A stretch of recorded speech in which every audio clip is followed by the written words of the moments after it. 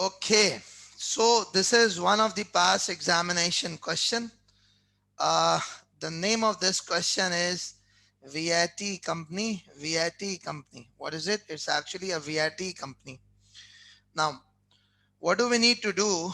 We need to actually, the requirement to this question is, it says it is now 1st of September 2005. What is it? It is now 1st of September 2005, and assess the difficulties in using and interpreting the customer satisfaction data at VAT company. It says that assess the difficulties in using and interpreting the customer satisfaction data at VAT company. That's the first thing that you have to do.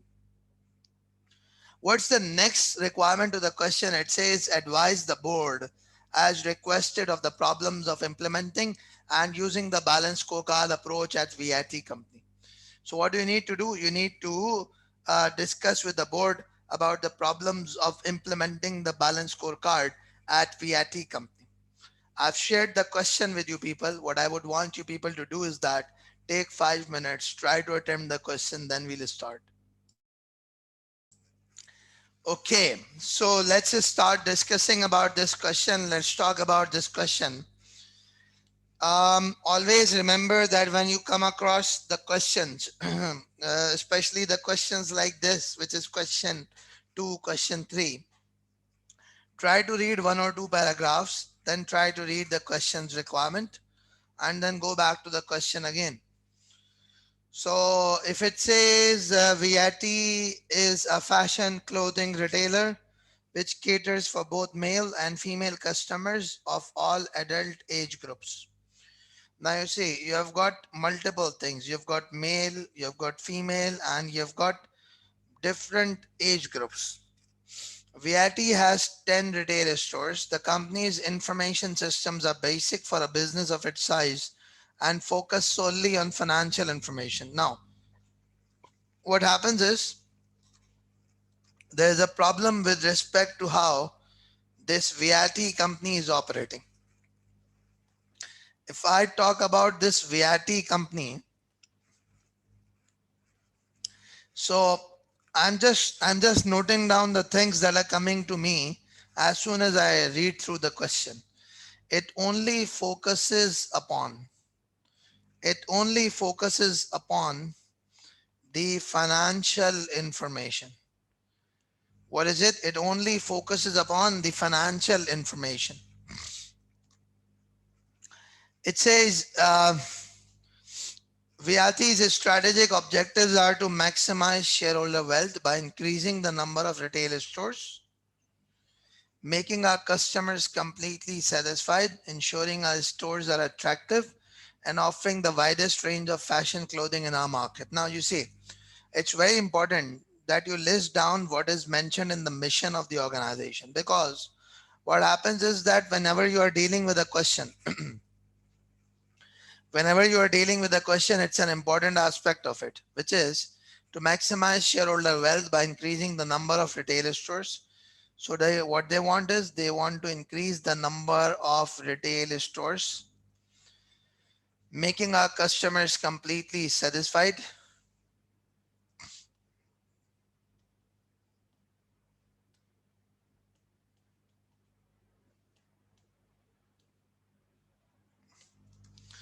The third one of them is ensuring our stores are attractive.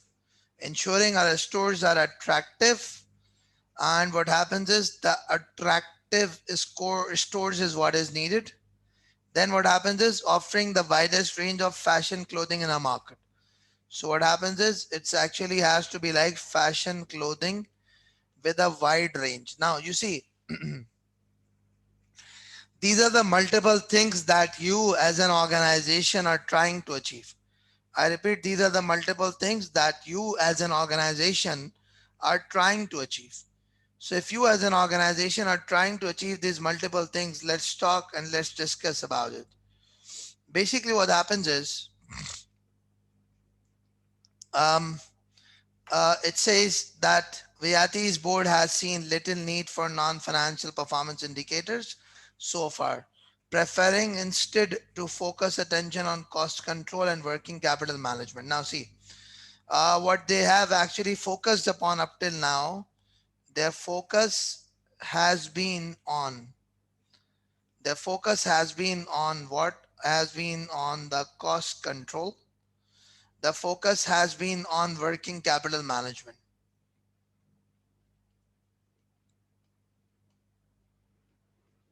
The focus has been on cost control. The focus has been on working capital management.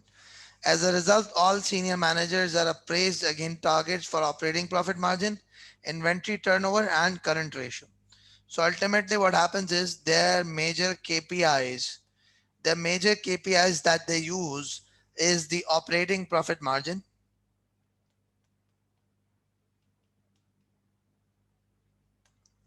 So the major KPIs that they have been using is the operating profit margin. The next thing is the inventory turnover.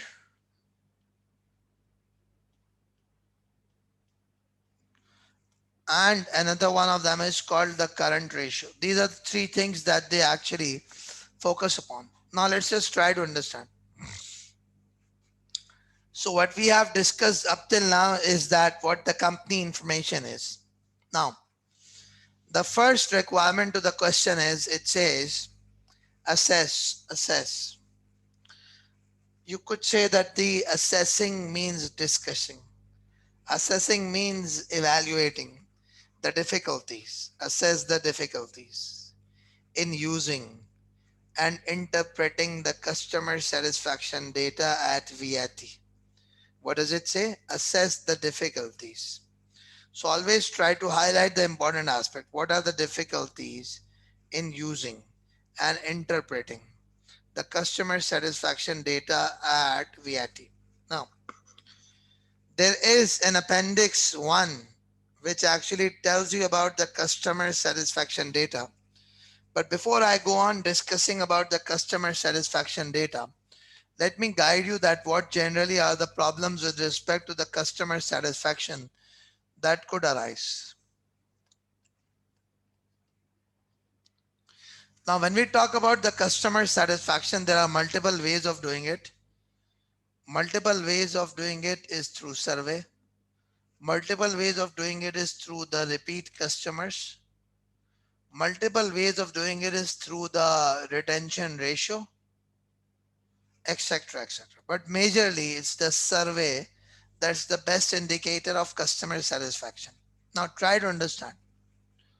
When we talk about the customer satisfaction, Mr. A, Mr. B, Mr. C, Mr. D, there are four different types of customers. Each customer has got a different preference. Each customer has got a different preference. Each customer has got a different way of evaluating the things. Each customer has got a different way of judging the things. Now let me guide you. My my mother, what she prefers is she prefers to go to big supermarkets. She prefers that she wants to do the shopping, so she would go to big supermarkets. Well, my wife, she is somewhere in between. I mean, she would go to a small store so that she gets over okay quickly, and she might actually go for a supermarket. And myself, what I prefer is I prefer quick shopping. I prefer to go to a shop where there is not many people standing there, where I don't have to wait. I just have to go, I just have to pick up my thing and just pay and come out of the store. That's what I do because I don't have time. These ladies, they have got time. I'm sorry about that, ladies. uh, my mom and my wife, both are the both are housewives, so they don't get out much. But generally, these ladies, they don't have anything else to do. So yes, Sajid.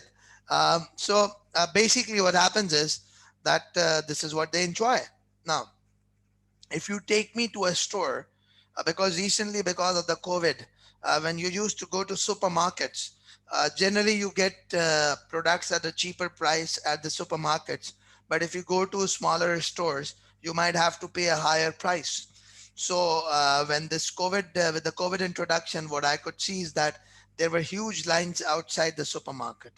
So the ladies of our house, what they preferred was they used to go and they used to stand in the line and wait for their turn. And I was like, wow, I'm not gonna do that. I mean, like, because frequently what I had to do was I had to do, I mean, like, the only groceries that I do for my home is that I buy Pampers and I buy milk for my daughter, and that's it, nothing else. The rest of them, they do them on their own, and it's my driver that does for the home. So that's what happens. So if I have to buy, I would go to a local pharmacy shop or a local general store or a small shop, and I'll buy there. I'll pay 100 rupee more for the milk pack. I would pay maybe 200 rupees, Pakistani rupees 200, which is like $2.50 more for the Pampers pack. But I would just buy and I would go away. And they would be like, oh, we went to this supermarket, we went to that supermarket. I was like, oh, you have to wait for 40 minutes in the line to pay. You have to pay, we have to wait for 30, 40 minutes outside the superstore to get in, because of the COVID protocols, they're not allowing many people to go inside. So you see, it's about preference, preference, and preference.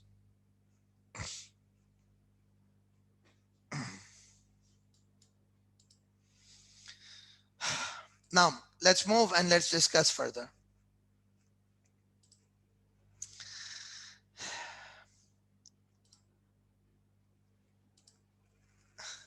I'm sorry, ladies, but I'm sure that a lot of you working ladies would usually not prefer to spend more time on shopping because when you go home after work, you don't really actually enjoy roaming around here and there. Anyways, now let's talk about it. When we talk about this customer satisfaction, uh, now when we talk about the customer satisfaction, you see, the customer satisfaction is judgmental. The customer satisfaction depends on so many factors. So in this specific scenario, let's just try to see what is there with respect to customer satisfaction. It says the percentage of customers giving customer satisfaction scores between 1 and 5. The percentage of customers giving customer satisfaction scores between 1 and 5. Try to understand this. What is it all about? The narrative is completely satisfied. Narrative is what? Completely satisfied. Very satisfied. Satisfied. Somewhat dissatisfied. Completely dissatisfied. You've got a score of 5, 4, 3, 2, 1. Now see the results in quarter 3, quarter 4, quarter 1, quarter 2, quarter 3, quarter 4, quarter 1, quarter 2. Now let's just try to see what is happening. I repeat, let's just try to see what is happening.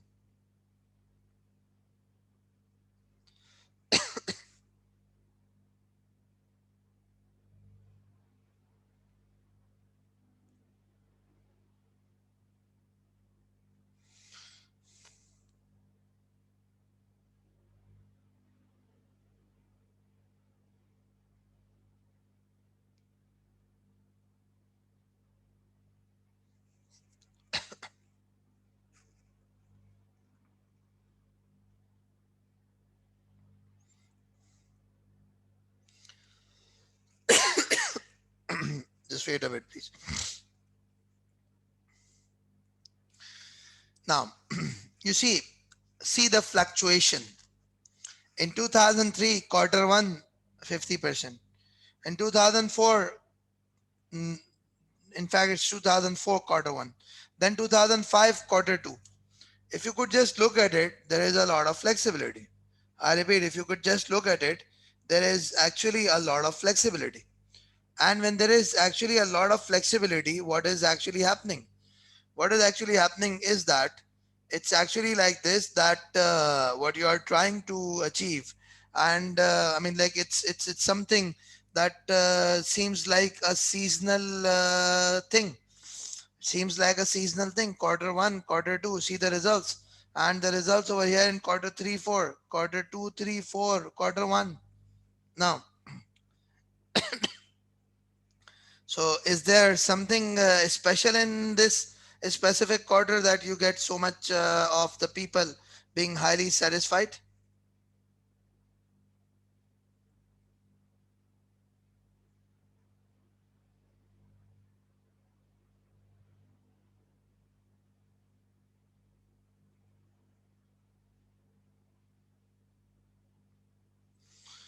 Now let's just see. Very satisfied. 10%, 5%, 0%, 14%, 15%, 5%, 20%, 1%. Now you see quarter 3, 10%. Quarter 2 and quarter 3, this is the percentage. Quarter 1 here, no trend here. Satisfied. Quarter 3, 70%, 65%. Then quarter 1, 0%. So what is happening? I mean, like, you see this extreme in quarter number 1, either very completely satisfied or completely dissatisfied. Now, what is it? Quarter 2, satisfied. Quarter 3, quarter 4, quarter 1, quarter 2 is this. Again, this quarter is again the extremes. Now, somewhat dissatisfied, completely dissatisfied. Now, it says satisfaction scores were collected from a large number of customers when paying for their items. A very important point: when paying for their items. Customers do the scores.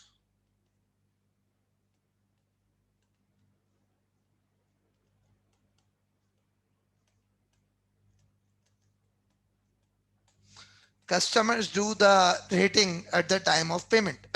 What is it? The customers are doing the rating at the time of payment. Now let's move.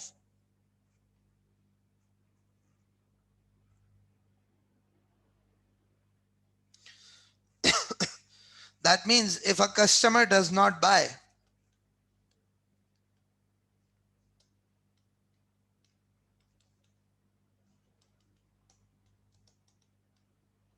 he is not giving feedback.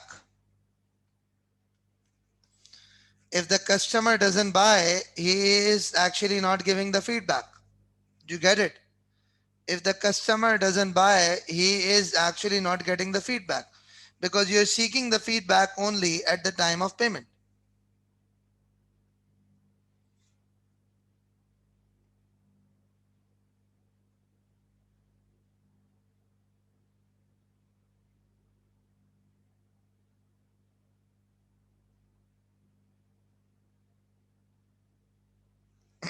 Now, let's move a bit forward and discuss about what is mentioned over here in the customer satisfaction section.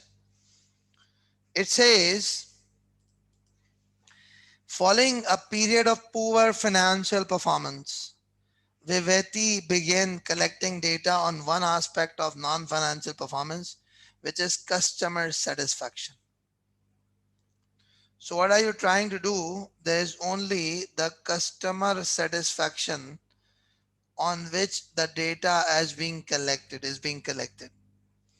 As the board have been advised that this is the key driver of financial performance. So what have they been doing? They realize this thing that, you see, if the customers are not happy, then nothing is going to happen. So important thing is that we should continue to collect the data on the customer satisfaction. That is what is an important thing. Now, what next is there?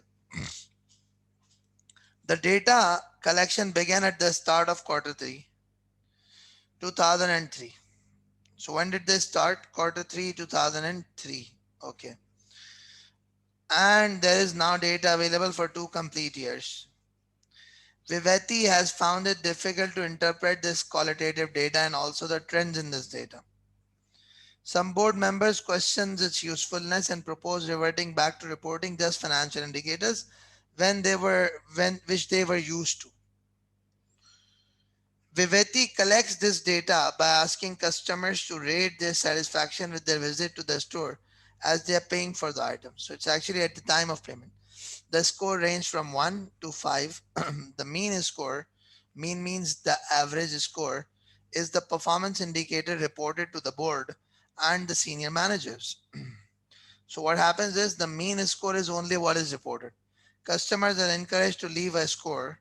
Customers are encouraged to leave a score by having their names entered into a quarterly prize draw. Customers are encouraged to leave a score by having their names entered into a quarterly prize draw to win tickets to major football matches, concerts, and amusement parks. Now, the requirement is assess the difficulties in assessing, in using, or interpreting the customer satisfaction data. Let me tell you that the problems with the customer satisfaction is that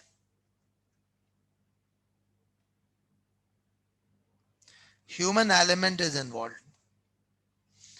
The problem with the customer satisfaction is subjectivity is involved. The problem over here is only one aspect is being measured. That is, the customer is not asked about his satisfaction for different things. You see, you're just asking a single question, how satisfied you are. Now, you're not asking about the specific things. You're just asking how satisfied you are.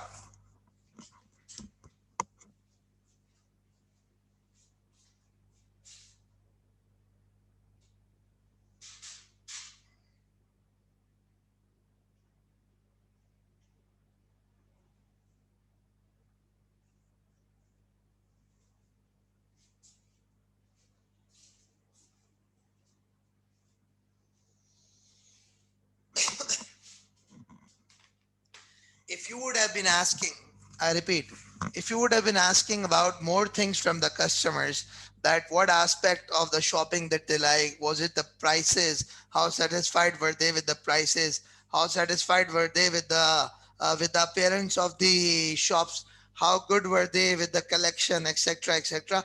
If you ask multiple things from the customers, that is going to be helpful. But if you don't ask multiple things from the customer, that is actually going to be of no use. Now, so this is something that is happening. Then what happens is you've got male and you've got female customers. Now, the gender preferences could differ. The gender preferences could differ. At the same time, what happens is the gender preferences could differ. Another thing that is actually going to happen is if the gender preferences could differ, there's one more thing that could happen, and that is that the different age groups are catered, and each one has got their different own preferences. Now, the size of stores can vary, and overall preferences of customers can vary. You see, the point that I'm trying to tell you people that it's not quite simple to evaluate. It's not quite simple to evaluate that you're going to evaluate within a matter of second. No, it's not that simple to evaluate. There are so many things that you need to identify. So basically, if you try to establish the customer satisfaction scores, if you try to establish that what the customers actually how satisfied the customers are, then on all of this what you actually need to do is that you need to make sure that, I mean, like, there is so much diversity, there is so much vagueness in the way this data is being gathered that you cannot interpret the data properly,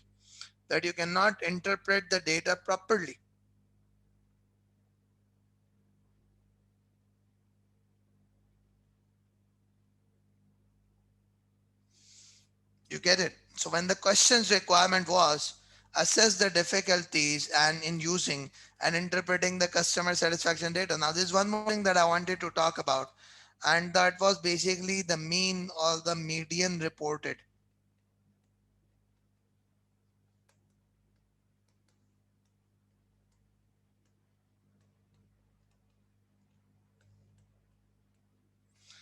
is not the actual reflection of the satisfaction.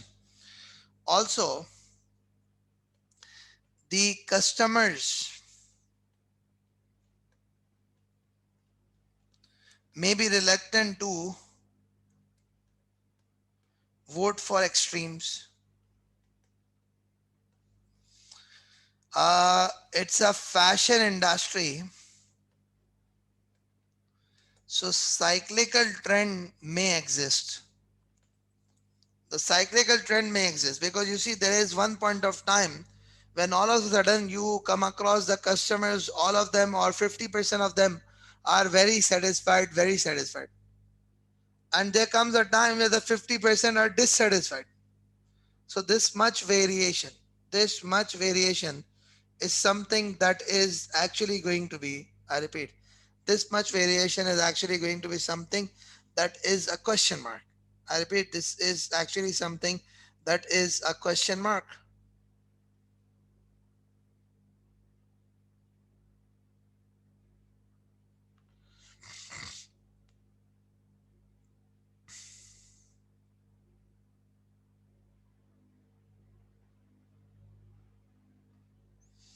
Is this okay to you?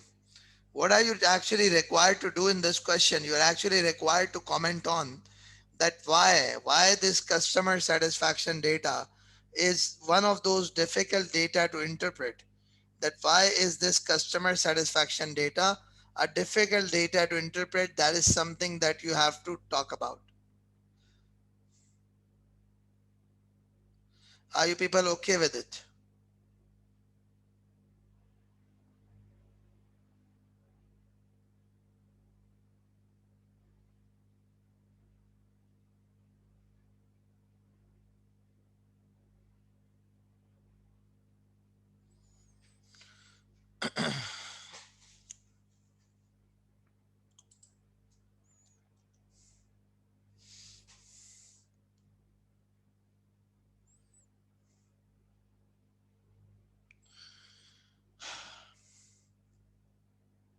Okay, good enough. Now let's move a bit forward and let's discuss further.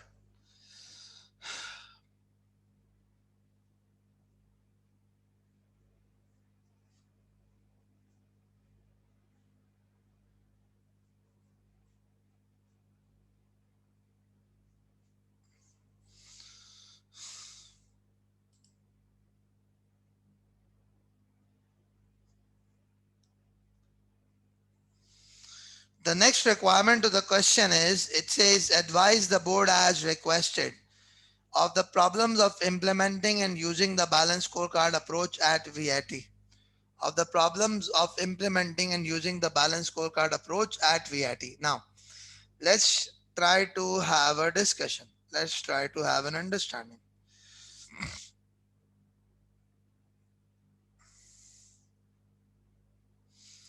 Basically, what happens is, if we talk about the implementation of the balanced scorecard, I repeat, if we talk about the implementation of balanced scorecard in any organization, there are few things that you need to keep in mind. General, I mean, like this is what I'm talking about. That when we talk about the balanced scorecard, there are problems in the implementation of balanced scorecard. I'm not talking from the scenario perspective. The general is basically the measures is one of the problems. That is basically what to measure. When you are implementing balanced scorecard in any organization, then you come across this thing that what to measure. The next thing is basically that how to measure.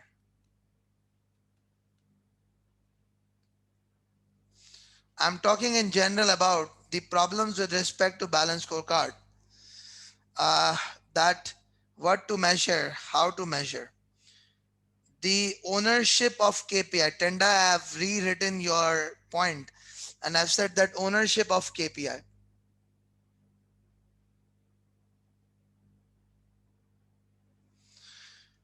The information not available. The information is not available.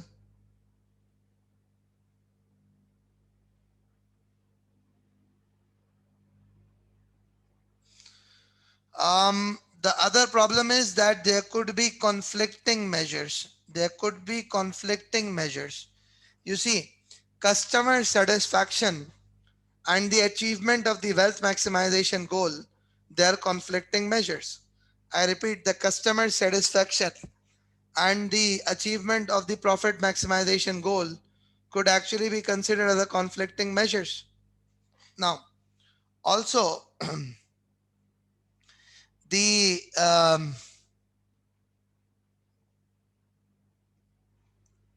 lack of trained staff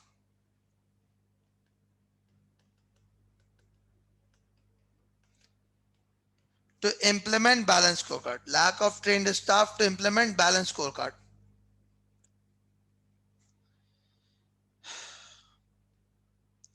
Cost benefit not justified. So you see, there could be multiple problems when it comes to implementing the balanced scorecard. And I've just mentioned to you a general list that what could be the problems. The general list could be that what is it that you have to measure? How are you going to measure? What should be the ownership? I mean, the staff should accept the KPIs that have been set.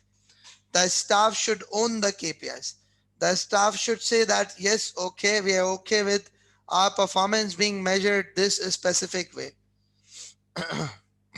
Then what happens is it could be that the information is not available to measure the performance. The information is not available to measure the performance.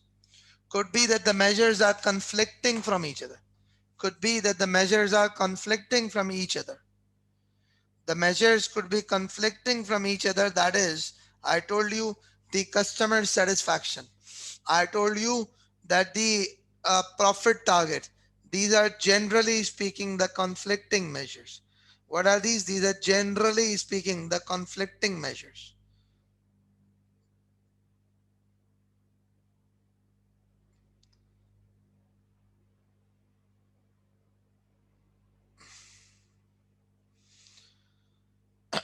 Now, what we are now going to do is that we're now going to apply all of this. I repeat, what we are going to do is that we're now going to apply all of this to this specific scenario. We're now going to apply all of this to a specific scenario. Now let's just see how. Just go through this balance scorecard scenario and also the balance scorecard available here, and then we'll discuss. To it, we are going to say a consultant has suggested to the board that the introduction of the balance scorecard. A consultant has suggested to the board that the introduction of a balanced scorecard approach may improve business performance, as VIT is unlikely to achieve all of its strategic objectives in the near future. The board has already heard what the benefits of the balanced scorecard are, but are skeptical about these. The board has asked for your advice on the problems of implementing and using the balanced scorecard approach at VIT. One aspect of this advice should focus on selection of suitable performance measures, and the consultant has already chosen some performance measure which could be included in a balanced scorecard at VIT. These have been provided to help you illustrate your advice on the problems of using balanced scorecard.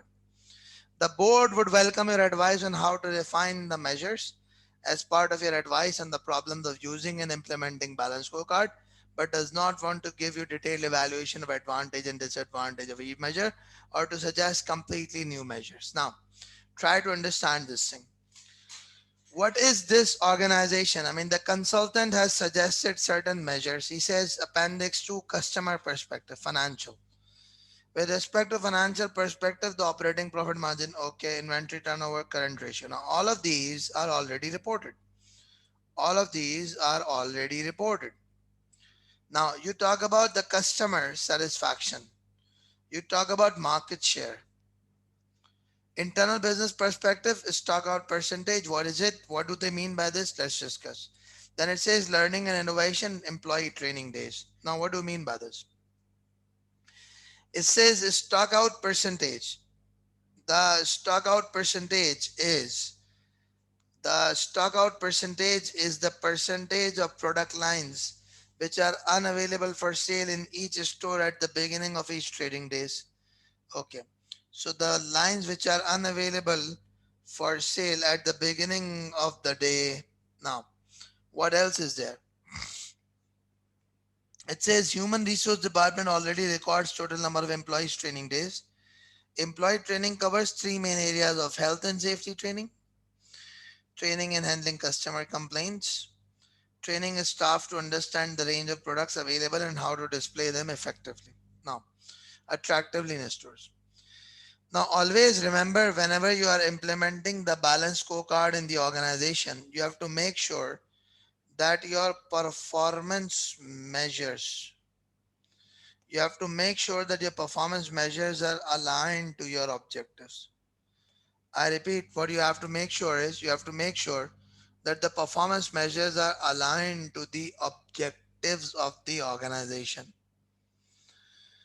And if you could just look at the objectives which we did discuss with respect to this company also, uh, which was that they want a greater number of retail stores. So with respect to here, the number of retail stores is not covered anywhere. The another aspect is that completely satisfied customers. Okay, this is covered up. The attraction, the stores have to be attractive. The stores have to be attractive. The attraction of the stores is not covered. The wide range of fashion clothes. The wide range of fashion clothes, they are also not covered. Now let's just see this thing. So basically what happens is if I try to understand this thing, the way you are going to be answering this question is that you would be first of all identifying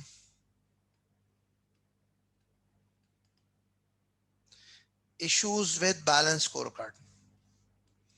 You'll be identifying the issues with the balance scorecard. And if I tell you these are all the problems with the balance scorecard, these are all the problems with the balance scorecard, and you could mention all of them. Do you people understand all these measures? I mean, is there any measure which you don't understand?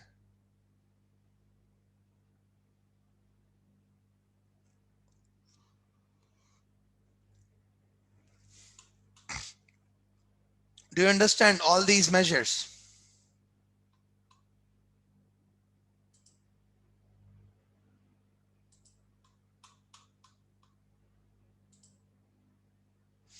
Okay, now let's just see. So basically, these are the issues with respect to the balance scorecard identification. Then you would identify the missing elements of mission. Then you would identify the missing elements of mission. That is something that you would say. The third one of them is the commitment by BOD for balance scorecard. The commitment by BOD for the balance scorecard, this is also going to be something which is very important.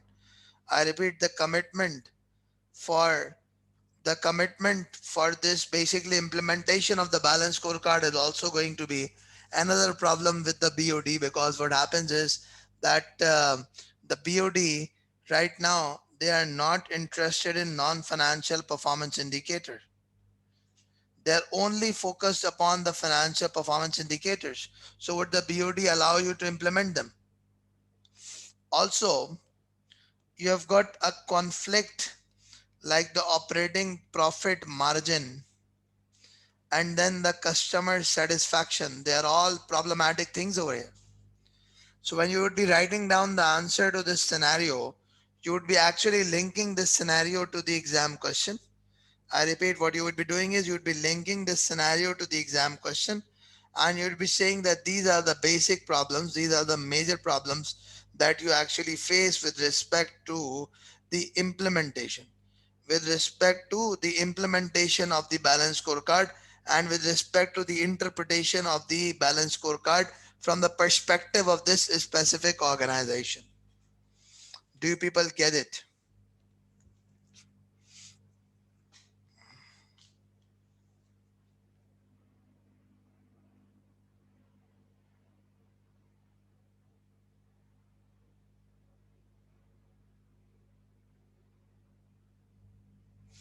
Yeah, do you people get it?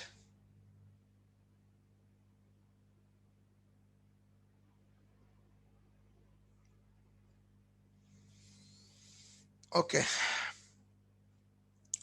So we have gone through one of the exam questions here, and basically it was more of a general discussion. As I told you earlier also, that APM is more of a general discussion connecting it to the scenario. More of a general discussion connecting it to the scenario.